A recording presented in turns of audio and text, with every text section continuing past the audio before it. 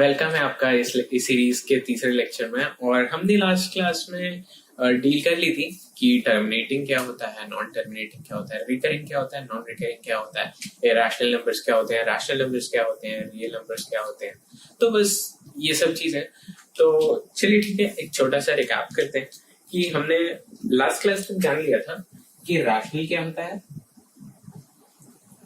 Rational क्या होते हैं, इसमें दो डिविजन्स हो गए थे, है ना। वो सारे नंबर्स जो कि टर्मिनेटिंग हो गए या फिर नॉन टर्मिनेटिंग एंड रिकरिंग। ठीक है, non terminating and non recurring वाले क्या होंगे, non terminating and non recurring वाले क्या हो जाएंगे, इरैशनल। ठीक है, और चलिए मैं आपको एक बार नंबर लाइन बना के बता देता हूँ कि ये सारे नंबर्स होते कहाँ पे हैं। जैसा हमने तो देख लिया, लेकिन नंबर लाइन पे कहाँ पे एग्जिस्ट करते हैं। तो एक शॉर्ट सा देख लीजिए कि नंबर लाइन पे हमने अभी तक जो भी टाइप के नंबर्स देखे हैं वो कहाँ कहाँ एग्जिस्ट करते हैं। तो ठीक है, तो ये लीजिए, ये रहा आपका नंबर लाइन। नंबर लाइन जा रहा है आपका एकदम लेफ्ट साइड से, यहाँ पे सेंटर में 0 है, ये 1 2 3 4। अपॉलॉजीज, नंबर लाइन थोड़ा पैथेटिक सा है। -1 -2 -3। ठीक है, तो यहाँ पे हमने देख लिया था कि हमें बेसिकली कैटेगराइज किनको करना है कि कहाँ पे एग्जिस्ट करते हैं। सबसे पहला तो हमने देखा था नेचुरल हो गए। नेचुरल बोलूं या होल बोलूं, बात एक ही है ना, कि ये दोनों सिमिलर ही हैं, बस इसमें एक 0 एक्स्ट्रा होता है। और whole numbers plus negative integers उठा लें, whole numbers plus negative integers, तो ये ओवरऑल दे देते हैं हमें इंटीजर्स, है ना। अब इंटीजर्स ये हो गए, ये सारे पॉइंट्स इंटीजर्स हो गए। यहाँ से आगे चलते जाएंगे, यहाँ ये भी लेफ्ट में आगे जाते जाएंगे। तो हमारे पास यहाँ पे क्या क्या है, इंटीजर्स। और यहाँ से ये पॉइंट सब क्या हो गए आपके नेचुरल नंबर्स, है ना। और ये सारे आपके नेगेटिव, और 0 को इंक्लूड कर दिए नेचुरल नंबर्स में। तो ये सब सारे पॉइंट्स मिलके आपके क्या बन जाएंगे, ये होल नंबर्स। ओके, तो अब भाई इरेशनल नंबर्स हैं, तो इरेशनल नंबर्स और रैशनल नंबर्स कहाँ पे एग्जिस्ट करते हैं। हमने तो ये सारे डिस्क्रीट पॉइंट्स को डील कर लिया। डिस्क्रीट मतलब कि किसी स्पेसिफिक इंटरवल के बाद आने वाले, ठीक है, जैसे कि ये डिस्क्रीट वैल्यूज हो गए। तो अब डिस्क्रीट नंबर्स को तो देख लिया, लेकिन अब बीच में भी तो भाई कुछ चीजें एग्जिस्ट करती होगी ना। बीच में कुछ नहीं, इनफिनाइट चीजें एग्जिस्ट करती है, इनफिनाइट नंबर्स एग्जिस्ट करते हैं। उन सारे नंबर्स, ये सारे रैशनल और इरेशनल, रैशनल और इरेशनल क्या होते हैं, वो सारे डेसिमल नंबर्स, जो डेसिमल नंबर्स आपके बीच में एग्जिस्ट कर रहे हैं। जैसे फॉर से हमें पता होता है कि √2 की वैल्यू होती है 1.414 ... मतलब 414 के बाद भी चीजें होती हैं non recurring and non terminating, which is what, irrational numbers. ठीक है, तो 1.414 व्हिच मींस व्हाट, कि ये 1 से बड़ा है, 0.114 2 से छोटा है, so it has to exist somewhere here. यहाँ पे 1.414 एग्जिस्ट करता होगा, मतलब √2 यहाँ पे एग्जिस्ट करता है ना। अब ये 1.414 ... अब एक बात बताइए कि अगर मैं आपको बोलूं कि 1.414 का अगला नंबर क्या होगा, जस्ट इमीडिएट नंबर लाइन पे, तो क्या आप बता सकते हैं? कैसे आप बोलेंगे? क्या मैं बोलूं कि 1.414 का जस्ट एडजेसेंट नंबर 1.4141 है? जी नहीं, ऐसा नहीं होता है। इसका जस्ट एडजेसेंट नंबर है, जैसे कि यहाँ पे अगर मैंने लिखा है कि 1.414, तो आपको अज्यूम करना है कि ये नंबर ऐसे है, डॉट इंफिनिटी तक, है ना। लेकिन इसका एडजेसेंट नंबर क्या अब ये है? अब ध्यान से देखिए, अगर मैं 1.4141 बोलूं तो क्या ये जस्ट एडजेसेंट नंबर है? नहीं, जस्ट एडजेसेंट से बहुत ही बड़ा है। तो जस्ट एडजेसेंट नंबर के लिए आपको क्या चाहिए होगा कि ये क्या हो, 1.400 इन्फिनाइट तक जीरो, और ये मान लेते हैं इन्फिनाइट पे भी जीरो ही होगा, और उधर जाके फिर एक 1 एक्स्ट्रा हो, है ना। तो ये एडिशन। तो अब गौर करिए कि यहाँ पे ऐसे ही पूरी स्पेसिंग फिल हो जाएगी। जैसे अगर ये जाके जैसे इसको क्या बोलूं, ये इन्फिनाइट तक जा रही है, दिस मीन्स व्हाट कि टर्मिनेटिंग नहीं है। और मतलब आपको समझ में आ रहा होगा कि 1 इंक्रीज इसे दिखा रहा हूँ, इन्फिनाइट रीचेबल नहीं होता है। तो बस ये चीजें थोड़ी थोड़ी क्लियर हो गई होंगी। ये सारी इसके जस्ट एडजेसेंट में होगा, तो ये सारी स्पेसिंग से नंबर्स भरे हुए हैं। तो मैं एक तरीके से क्या बोलूँ आपको कि अच्छा एक बात बताइए, क्या रैशनल नंबर्स, क्या 2 इज अ रैशनल नंबर? जी बिल्कुल 2 रैशनल नंबर है। क्यों? क्योंकि हमने बोला था कि वो सारे नंबर्स जिनको p by q फॉर्म में लिखा जाए, क्या हम 2 को लिख सकते हैं? जी बिल्कुल लिख सकते हैं, 2 by 1 लिख लेंगे, ठीक है। 2 by 1 is 2 and rational. Cool? अब तो ये सब भी रैशनल्स हो गए, और इनके बीच में ये जैसे रूट 2 भी आ गया, तो यहाँ पे साइमल्टेनियसली रैशनल इरैशनल एग्जिस्ट कर रहा है। तो क्या मैं बोल सकता हूँ कि रैशनल और इरैशनल को मिला दिया जाए तो ये पूरी नंबर लाइन भर जाएगी। ठीक है, भर जानी चाहिए, भरेगी, बिल्कुल भरेगी, क्योंकि हर एक एडजेसेंट में रैशनल इरैशनल एग्जिस्ट कर रहा है। ठीक है, अब ये पूरी नंबर लाइन पे जो भी नंबर एग्जिस्ट करती है उसको हम क्या बोलते हैं? Real number. ठीक है, इस पूरी नंबर लाइन पे जो भी नंबर एग्जिस्ट करता है उसको क्या बोलते हैं? Real number. तो रियल नंबर्स में क्या होता है? Rational and irrational. याद करिए, मैंने आपको एक बॉक्स बना के बताया सेकेंड लेक्चर में। तो रियल के अंदर क्या आता था? Rational and irrational. चलिए, काफी डिस्कशन होगी, आई होप आपको चीजें क्लियर हो गई होंगी। नहीं होगी हैं तो वही एक मात्र जरिया है, कमेंट सेक्शन में पूछिए, डाउट क्लियर करिए। ठीक है, तो जैसा कि प्रॉमिस रहा था, अब हम लोग प्लॉटिंग करेंगे इरैशनल नंबर की।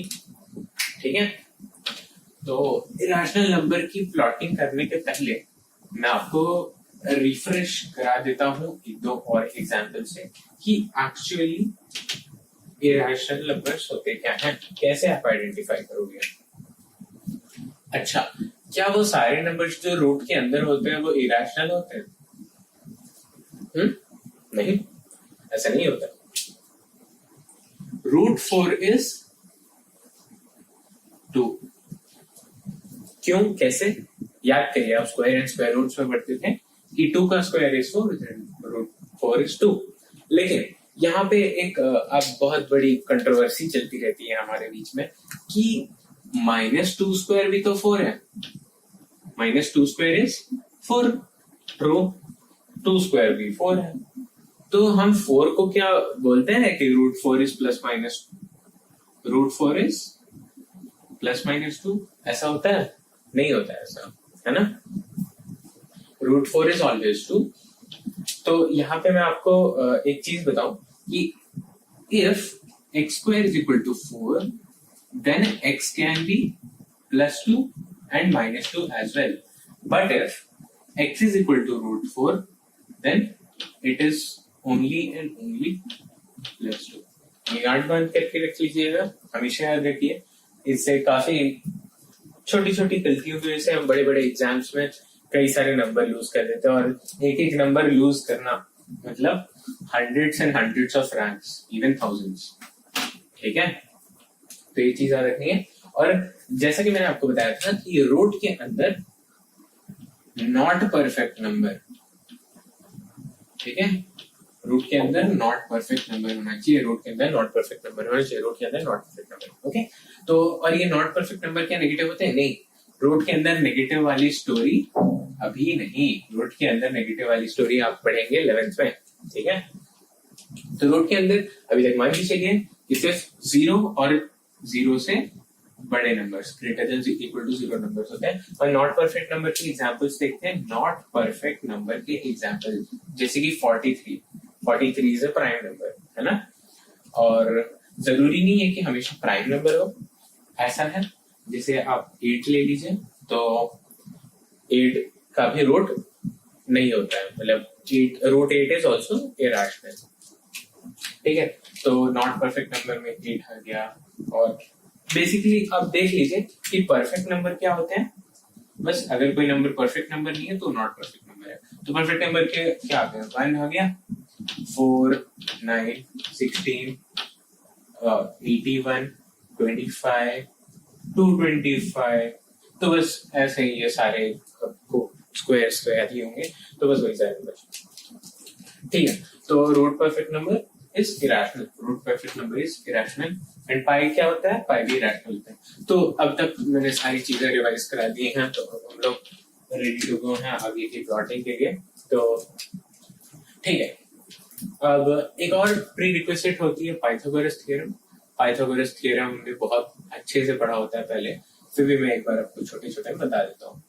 कोई भी राइट एंगल ट्रायंगल है, कोई भी राइट एंगल ट्रायंगल है, से ए बी सी, अगर हमें इस ट्रायंगल के हाइपोटेनस का लेंथ चाहिए होता है, this is what hypotenuse. Hypotenuse किसको बोलते हैं, वो साइड जो कि 90 डिग्री के अपोजिट हो। अपोजिट मतलब ऐसा, ठीक है, ये जाके इधर टकरा है ना, तो ये हो गया आपका हाइपोटेनस, ये वाली पूरी लेंथ होगी हाइपोटेनस। वैसे ही आप इस एंगल के अपोजिट वाले लेंथ क्या बोलेंगे, ये। इस एंगल के अपोजिट वाले लेंथ क्या बोलेंगे, ये। ठीक है, तो एंगल के अपोजिट आपको क्लियर हो गया होगा। तो वैसे ही जो राइट एंगल ट्रायंगल में 90 डिग्री के अपोजिट में जो साइड होती है, that is called the hypotenuse.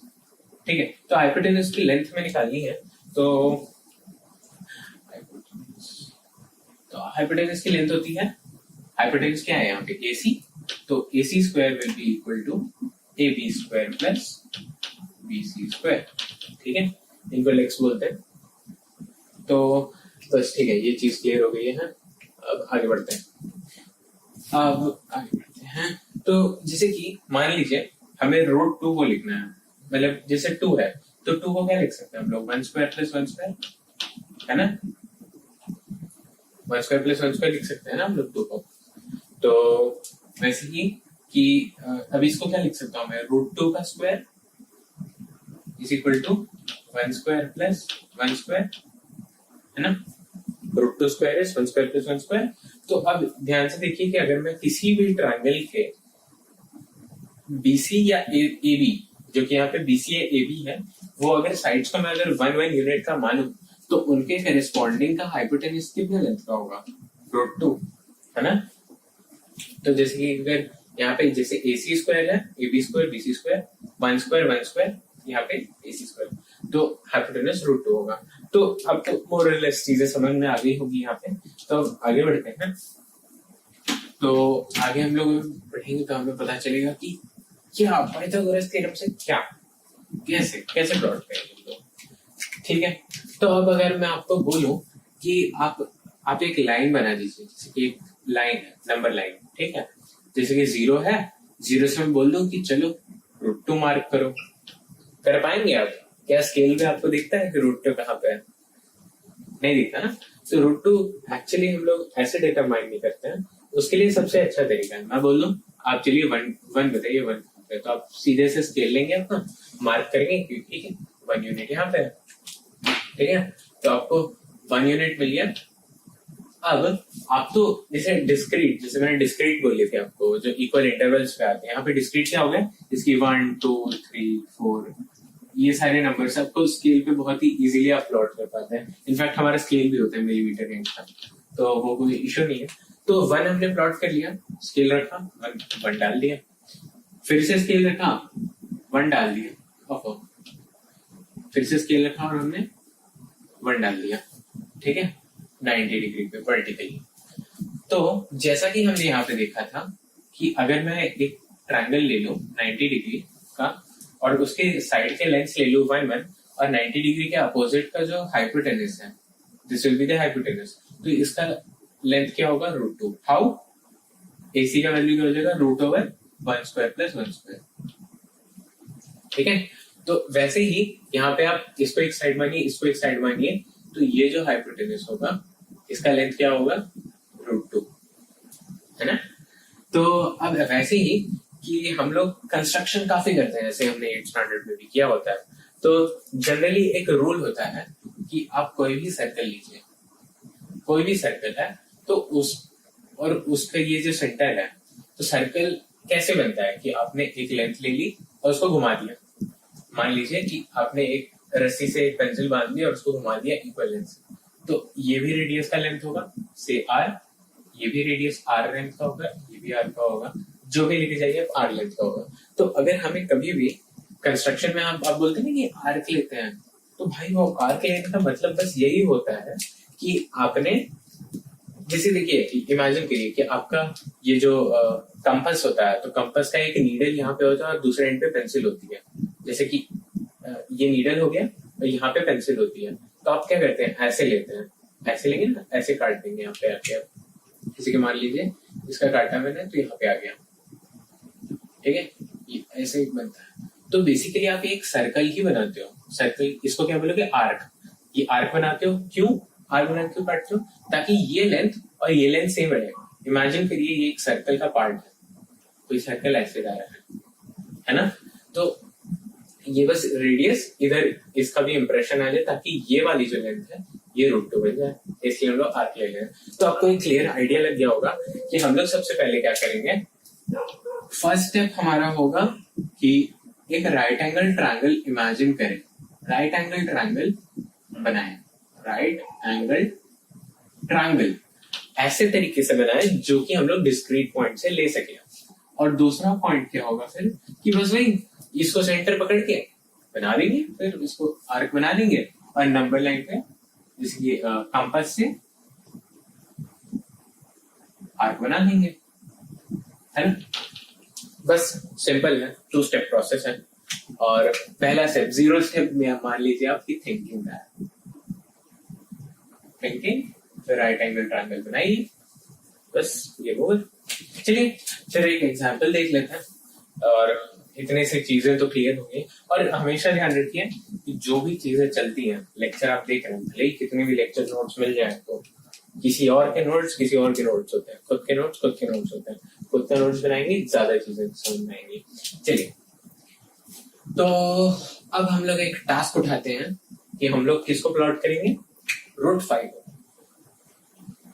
√5, ठीक है। चलिए अब √5 याद करिए √5 को कैसे कर सकते हैं। एक तो 1 ले लीजिए और एक 4, तो 1 + 4 कर सकते थे। 1 + 4 हमने क्यों चूज किया है, 1 + 4 क्यों चूज किया है, 1 + 4 इसलिए चूज किया है क्योंकि हम लोग इसको क्या लिख सकते हो, 1² + 2², ठीक है। तो अब हमें 2 नोन है, 1 नोन है, सेंस नहीं बन रहा है, राइट। तो हम लोग एक तरीके से 5 को ये लिखा है हमने, सॉरी 5 = दिस, ठीक है। चलिए अब ट्रायंगल बनाता हूँ, पूरा सेंस बनेगा। ये 0 है, ये नंबर लाइन है हमारा, है ना। यहाँ पे मैंने ले लिया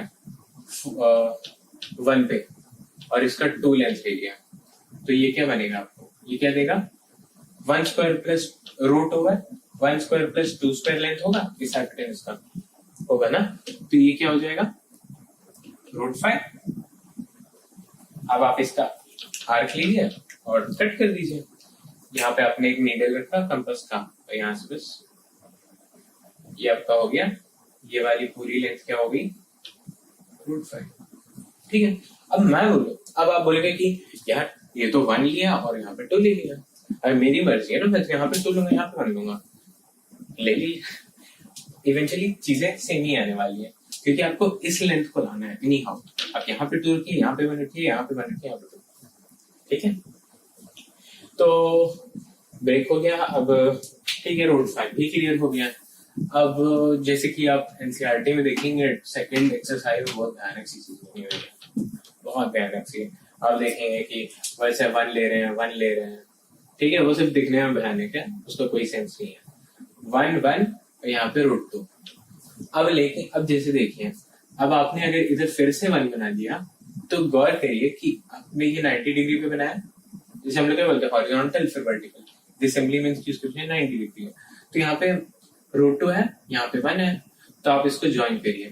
तो 90 डिग्री के अपोजिट हाइपोटेनस √2, तो √2 स्क्वायर, जैसे अब आपको मान लीजिए इसका लेंथ क्या हो गया, L हो गया, तो L क्या हो जाएगा, √2 स्क्वायर प्लस 1 स्क्वायर, ये क्या हो गया, √2 + 1 = √3। तो आप कुछ नहीं कर रहे, बस AC को ले गए, अब ये √3 मिल गया आपको। अब आप √3 से 1 ले लीजिए, फिर इसको √4 बना दीजिए, बस वो लोग ऐसे ही कंटिन्यू करते लेके जाए। ठीक है, इसका कोई सेंस नहीं है आगे। बस आपको अगर बस ये वाली फंडा अगर क्लियर है आपको, ये वाली फंडा, तो बस आपका मैटर सेट, कोई आपको क्वेश्चन करने से रोक नहीं सकता है। चलिए, ये तो हो गया। अब प्लॉटिंग का दूसरा टेक्निक देखें। प्लॉटिंग एक और तरीके से होती है। प्लॉटिंग का जो ये वाला टेक्निक है, ये वाला टेक्निक हम लोग डिटेल में डिस्कस करते हैं 11th स्टैंडर्ड में। जब हम लोग 11th स्टैंडर्ड में स्ट्रेट लाइन सर्कल्स पढ़ेंगे, तो सर्कल की इक्वेशन जब हम देखेंगे कोऑर्डिनेट में, तो तब आपको ये स्टेप ज्यादा क्लियर होगा। तो फॉर द टाइम आप इसको समझ लीजिए कैसे करना है बोर्ड पर्सपेक्टिव से, और करके ही ना। तो इसमें कुछ नहीं होता है। स्टेप 1 होता है कि आपको जितने भी लेंथ का क्या बोलते हैं, जितने भी लेंथ की प्लॉटिंग करनी है आपको, तो आप क्या कर लीजिए, ए पॉइंट से आपने एक बी पॉइंट तक वो लेंथ ड्रॉ कर दिया, है ना। अब ये जैसे कि आप एग्जांपल ले लीजिए कि आपको √5 ड्रॉ करना है। ओके, तो आपने ए से बी तक एक 5 लेंथ की लाइन ड्रॉ कर दी, कितनी, 5 की। अब आप क्या करिए कि आप बी से सी पे 1 यूनिट सी बना दिया आपने। ओके, ज्यादा कुछ नहीं है, जो भी नंबर चाहिए थी 5 रखा, 1 रखा। अब तो कोई दिक्कत नहीं है यहाँ पे। अब क्या करिए आप कि ओके, तो अब आप ए सी का एक मिड पॉइंट निकालिए। ठीक है, ये मिड पॉइंट का, चलिए इसको सेकंड स्टेप में लाते हैं। सेकंड स्टेप में find the mid point of AC and mark it as home. ठीक है, नाउ ये सेकंड और ये हो गया third step. Now using OC as radius, draw a semicircle.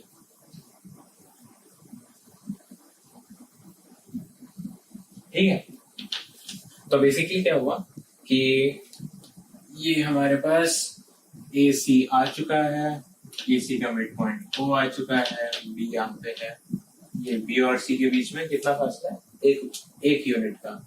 ठीक है, तो ये वाला डिस्टेंस 1 है, ये वाला डिस्टेंस 5 है। अब OC को यूज करके आपने, मतलब इसको यूज करके आपने एक सेमी सर्कल बना दिया। ठीक है, तो अब क्या होगा कि अब आपको जो भी √5 आपकी लेंथ है, रिक्वायर्ड लेंथ, आप क्या करेंगे, बी से एक परपेंडिकुलर बनाएंगे AC के। ठीक है, ये वाली लेंथ जहां पे कट कर दिया है, mark it as point B। तो जो आपकी BP लेंथ होगी, that will be equal to √5। ठीक है, कुछ नहीं है, 3 स्टेप प्रोसेस है। इनफैक्ट आप 4 स्टेप मान लीजिए, 4 स्टेप। ओके, तो ये 4 स्टेप है आपको कि सबसे पहले आपको जो भी लेंथ निकालनी है उसके यूनिट से उसकी लेंथ की एक लाइन बनाइए AB, फिर एक यूनिट इधर कर दीजिए। अब AC को डायमीटर मान के एक सर्कल बना दीजिए, या फिर इसका सेंटर फाइंड करिए और बस इसको रेडियस मान के एक सेमी सर्कल बना दिया आपने यहाँ पे। और इसके बाद जो आपका B पॉइंट था उसे एक परपेंडिकुलर बना दिया। अब ये जो लेंथ है ये आपकी √5 है। अभी सिमिलरली आपको फिर अगर प्लॉटिंग करनी है तो आप ये लेंथ ले लीजिए, B से ये लेंथ फिर आर्क मार दीजिए। तो यहाँ पे जैसे कि आर्क आपने काट दिया, जैसे कि ये लेंथ आपने काट दिया, तो ये आपकी क्या होगी, B से लेकर के ये पॉइंट के है, तो बी के इक्वल टू रूट 5 सॉर्टेड। ठीक है, ऐसे कुछ एग्जाम्पल होंगे एनसीईआरटी में कर लीजिएगा। वैसे बोर्ड्स में आना होगा तो आएगा, नहीं तो कुछ खास इंपॉर्टेंस नहीं है इस पॉइंट पे, जब तक हम लोग इसका कंसेप्ट नहीं समझ पा रहे हैं। तो पीछे का काफी डिटेल में 11th में सीखेंगे, आगे कंटिन्यू करिएगा अभी की सीरीज में। ठीक है, तो बस आज हमने बेसिकली प्लॉटिंग देखी है और रैशनल इरैशनल रियल नंबर कैसे बनते हैं, और पूरी नंबर लाइन पे जो भी नंबर है वो रैशनल और इरैशनल ही होगा। ठीक है, तो ये कैसे होता है, हमने ये चीजें डिस्कस की हैं। और बाकी अगले लेक्चर में हम लोग ये डिस्कस करेंगे कि किसी भी दो रैशनल नंबर के बीच में इरैशनल नंबर अगर हमें क्वेश्चन में देता है तो हम लोग कैसे लिखेंगे। ठीक है, और बाकी एनसीईआरटी में आप देखेंगे मैग्निफिकेशन वाला तो कोई खास इंपॉर्टेंस नहीं है उसका, फिर भी एक बार छोटा सा डिस्कस कर लेंगे। और उसके बाद फाइनली हमारे पास बचेगा इंडाइसेस सर्ट्स, तो वो डिटेल में डिस्कस करेंगे। ठीक है, तो आज के लिए बस इतना ही, और बस रिवाइज करिए, नोट्स हमेशा बनाते रहिए अच्छे से, और जब तक आप क्वेश्चन नहीं करेंगे तब तक समझ लो। ठीक है, ऑल द बेस्ट।